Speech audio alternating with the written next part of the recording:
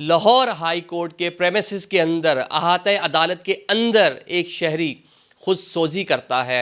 जनाब ये वाक़या है जनूबी पंजाब, एक बड़ा वहाँ पे एक प्लांट है, एक बड़ी कंपनी है, मल्टी नेशनल कंपनी है, एक मतलब उसकी प्रोडक्ट्स बड़ी अच्छी प्रोडक्ट्स हैं, आप हम यूज़ करते हैं।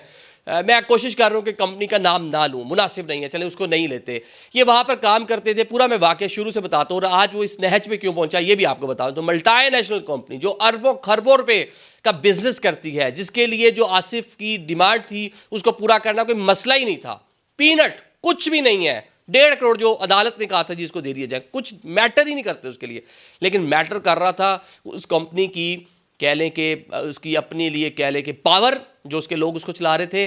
दोबारा कोई वर्कर आवाज़ ना उठाए, क्रैश करके रख दें, किसी को ये हिम्मत ही ना हो। एक एग्जाम्पल सेट करनी थी उन्होंने। एग्जाम्पल किस तरह सेट की कि आज वो बंदा 9 साल बाद इस नहज पे पहुंच गया कि उसने खुद को सुसाइड करने की, खुद सोजी करने की कोशिश की। जो उसकी हालत है मैं आपको बता चुका हूँ।